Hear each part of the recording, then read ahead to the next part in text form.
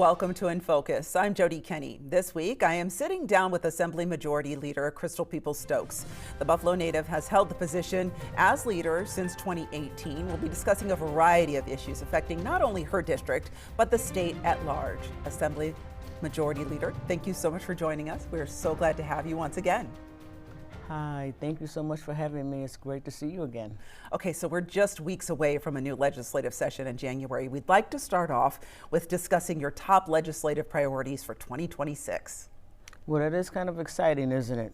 Just weeks away from our new session coming up in 26. Well, I do have a number of issues that I think are pretty much priorities, and they're priorities that I've come to realize spending so much time within the district. And the first one I think is mental health. Youth mental health. I mean, I know we've been focusing, the governor has been focused a lot on mental health, but I do think there is a need for some significant additional focus on mental health amongst young people. And I know this because we actually did a survey of young people between the ages of 18 and 24, just to ask them what's more important to you, what do you think you need in your community. Actually, our biggest question that we were asking is, well, how do we get you more civically engaged? But the number one thing that they came up with was mental health concerns. And to me, that was rather shocking because, as you know, particularly for people of color, there's always been some sort of stigma around mental health issues. And not only that, I mean, young people generally just would have never been talking about that prior to COVID and so and prior to social media. And so for them now to be saying that, it says something to me that we need to do something different. So one, I think there should be a lot more focus on peer counseling. And two, I think there should be some sort of curriculum within the school systems that begin to, at adolescence, begin to help young people understand that they can help themselves when things just don't seem to be going right for them and in society. And so I want to look into that a lot more and see what we can do to initiate some sort of peer education within the regular curriculum for adolescents through high school. It really does sound like a critical need. Yeah, and then I think the other important thing is I know I have carried for a number of years bills that would separate the funding streams for charters from traditional public schools because it's actually causing stress for both. And I know that it's a challenge to do that, but I would like to again look at that and see if there are ways that we can figure out how to separate those streams. And in the meantime, if not that, at least figure out how we can be more supportive to charter schools in terms of their capital needs.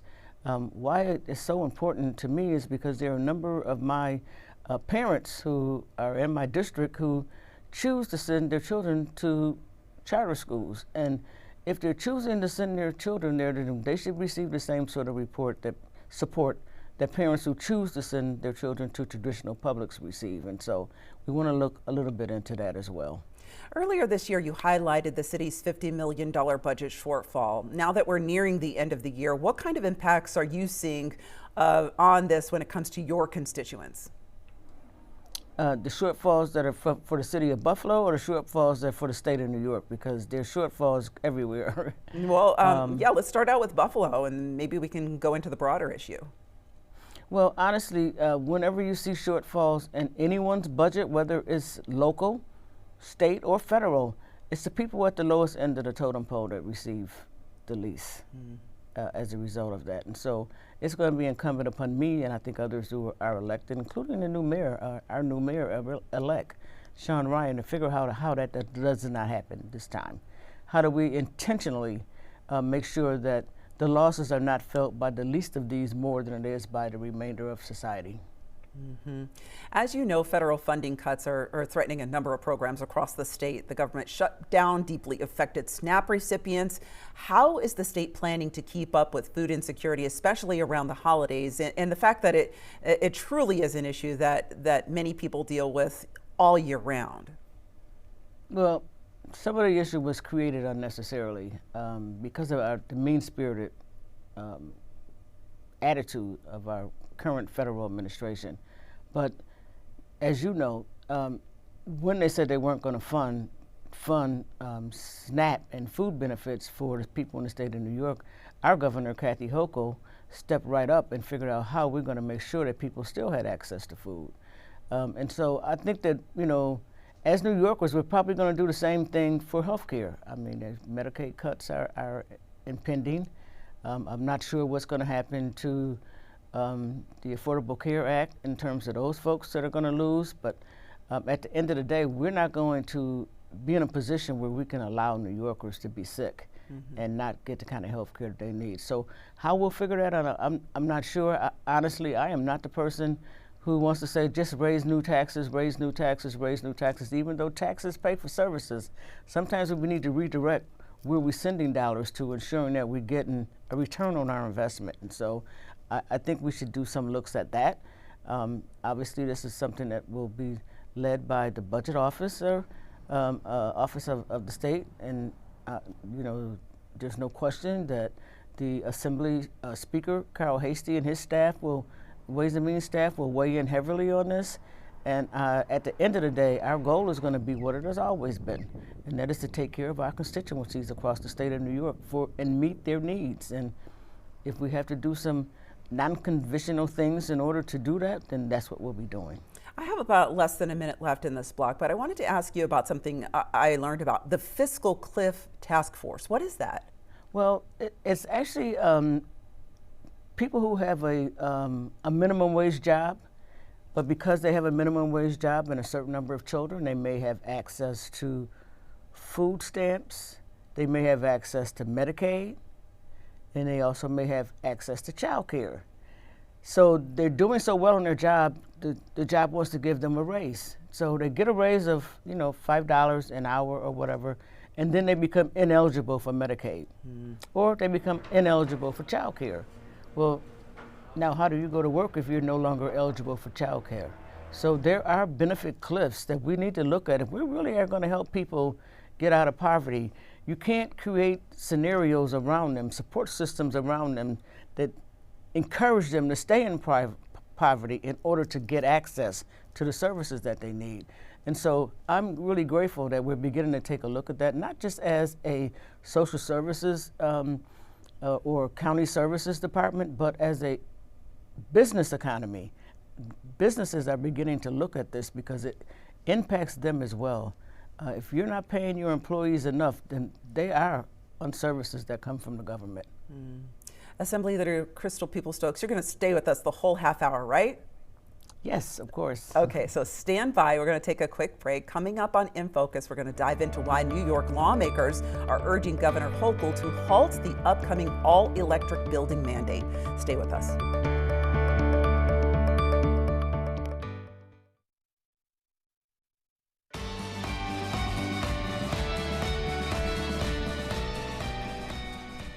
Welcome back to In Focus. We are still joined by Assembly Majority Leader Crystal Peoples-Stokes. She's giving us insight into all the issues that she has to address as the leader of the Assembly. Assembly Leader, you recently supported your colleague, Assemblymember William Conrad, in urging Governor Hochul to pass the state's upcoming all-electric building mandate. What are your concerns about that? I know that there are two sides to this issue. Both sides are very passionate. Well, there are two sides, but the fact of the matter is, no matter what side you're on, there are some questions about the availability of the grid and how much can the current grid that we have handle in terms of capacity. I'm not sure that we clearly understand that yet, and so I think that it does call for some, some look back and some analysis of how much can we stand. You may not know this, but in my district, the Perry Projects, which is a Buffalo municipal housing development, is redoing the entire development pretty much, except for the towers, and it's all electric.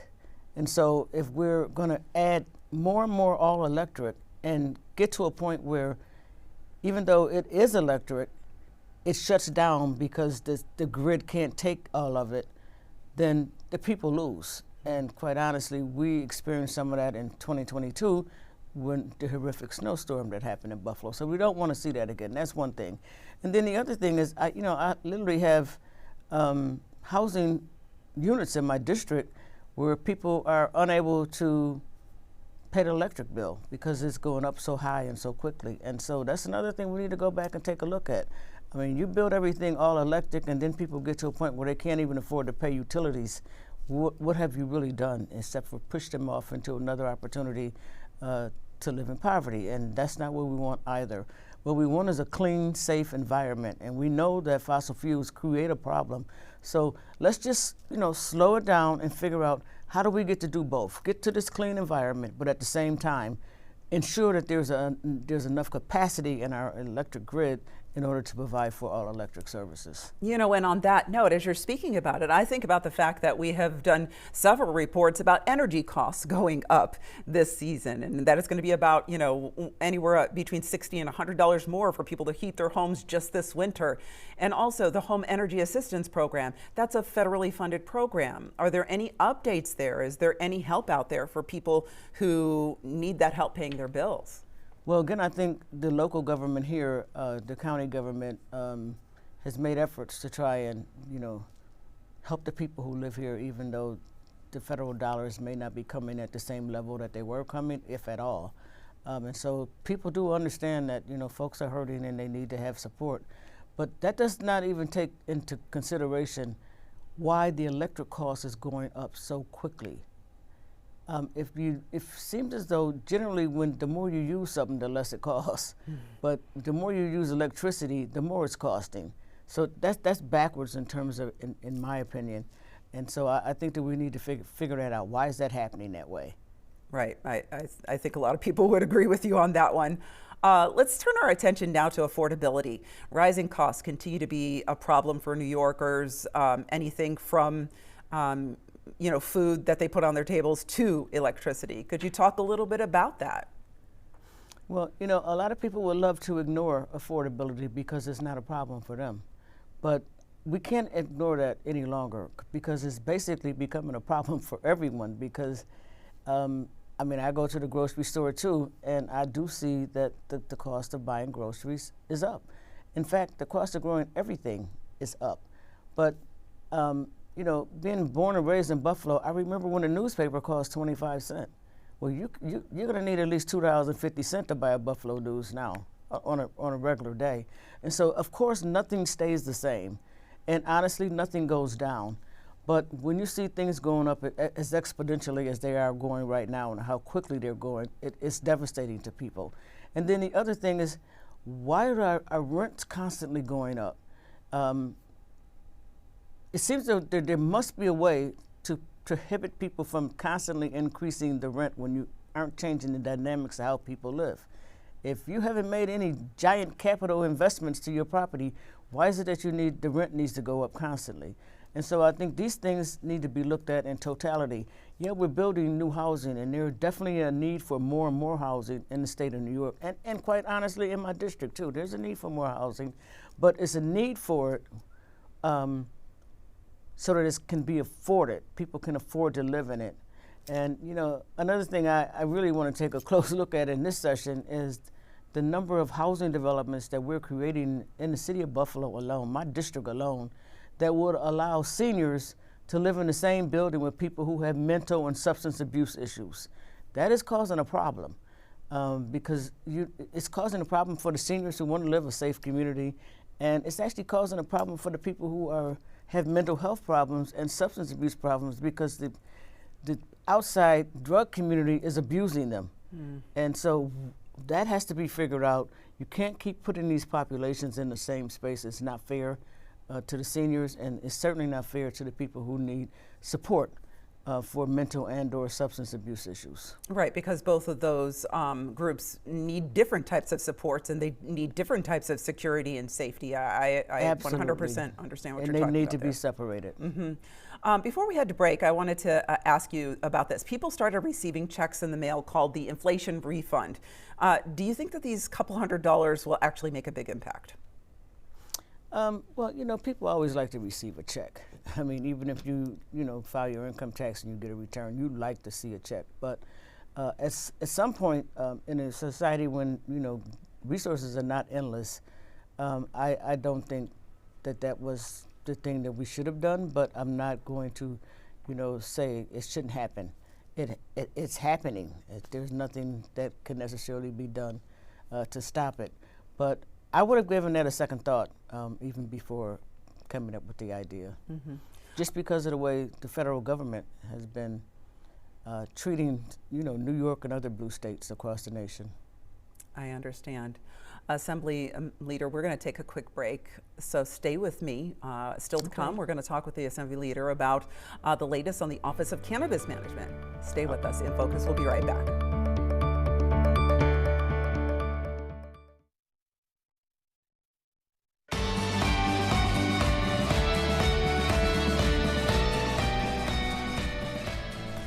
Welcome back to In Focus. We are still joined by Assembly Majority Leader Crystal Peoples-Stokes for having a great conversation, and she's back for more. Yes. Talk to us about your plans to update and improve the medical cannabis program. I know that this has been a passion project of yours. You got it across the finish line. What's next? I think there's a lot of progress with the OCM and a lot of benefits to a ton of people across the state of New York. I have had the opportunity to visit a 5-generation apple orchard that now is, a major player in the cannabis space. I've had an opportunity, that's off in the Syracuse area. I've had the opportunity to visit Ruby Farms, which is in the Hudson Valley area, where they're major growers of an amazing product that people can't keep on their shelves. I've also had the opportunity to visit a processor in Rochester. And, I've excited to know that there's so many stores, dispensaries opening in Buffalo. I can't keep up with them. I was riding down Transit Road the other day, and it looks like, there's at least 4 that I seen that I not even know were there. And so, it's a growing business, and, I am grateful that it is growing in a way that will allow people an opportunity to, not just hire folks and create jobs, but honestly to provide for themselves and their families a reasonable income. And so I am impressed. I've actually just even heard of some cannabis dispensaries who are now in the position where they can actually purchase the buildings where they're located or purchase other buildings. And so it's adding value to our economy in a way that I always suspected would happen. And I do expect it to continue to grow and be a valuable infusion into our economy in the state of New York. Now, I know at the beginning of this year that you stated you were not happy with how the Office of Cannabis Management has been overseeing a change in responsibility of the Chief Equity Officer. Now, almost a year later, what are your thoughts on that? Well, there is a new Chief Equity Officer. I want to say her name is Simone Washington. I hope I'm saying her name right. I've met with her over Zoom, and I've met with her in person. I'm actually impressed with the direction I think that she can take the advisory board. I think she understands it with some real clarity that is necessary. I won't say the rest of the administration or the second floor understands it like that, but I know she does, and because of that, I believe that piece of it will go in the right direction at some point. It's not there yet, but I think it can get there. Yeah. You also voiced concerns that the OCM could be influenced by deep pockets, people who have a lot of money in the marijuana space. Talk about why this is a concern. I kind of think that's still happening. That's still happening to an extent that, I'm not necessarily happy with it, but there's, when you could do something about things, you do it, and when you can't, you just keep hoping that the intent of the legislation is honored and respected. I do know that, a lot of the people who had gotten access to the card applicants are doing well. Some of them are still struggling because they were, forced under the build-outs of DASNY, which, that's a huge repayment on the capital that went into the project. But I also just heard the other day of a family that, could be opening really soon in the Brooklyn or Bronx community that, they use their own investment. They struggled throughout their entire multiple levels of family to pull it together to make it a possibility. So there's still this opportunity that people can, transform their lives by getting into the cannabis space. So I'm encouraged by it. I think we could do, a lot more work around the workforce issues of it, but I think it's going the right direction. Switching gears quickly, protecting children is also a top priority for you, and you've sponsored numerous bills, including legislation to prevent the use of restraints on children in family court. Could you talk about the importance of this bill? Well, I'll just say when I was in the county legislature, which was now over 20 years ago, the fastest growing court in America was family court. And if the fastest growing court is family court, that means that families have multiple problems. That has not lessened. In fact, that has grown. I know that my colleague, Senator April Baskin, worked on some legislation as a county legislator to prohibit children from being brought to family court in handcuffs. And you know, those sort of things I still am 100 in support of. You can't help that you hope that you can help somebody get out of whatever issues they're having if you just treat them, criminalize them, even going to family court. And so I think family court is you know, it's a necessary court. I'm happy for the day when we don't need as much, when we don't have as many families who are having the kind of conflicts and chaos that causes them to get in family court. But as long as it still is needed, we should make sure it stays there. I have about 30 seconds left. Do you have any legislation that you're going to be pushing when it comes to protecting children in the next legislative session? Well, I think I'll be happy to repeat. I think the most important thing to me now is to figure out how do we teach peer education in public education and from adolescence through high school. Thank you so much for joining us, Assembly Leader Crystal Peoples-Stokes. I always enjoy talking with you. Thank you so much. It's a pleasure. I appreciate you having me. And I'd like to thank you for joining us this week and each week as we bring another issue impacting upstate New York in focus. I'm Jody Kenny. I'll see you next week. Thanks for watching our YouTube channel. To keep up with important issues impacting our communities and hear more conversations with the people who are shaping the future, subscribe to our channel. You can also download our app or find Spectrum News on your TV for balanced, in-depth political coverage and more.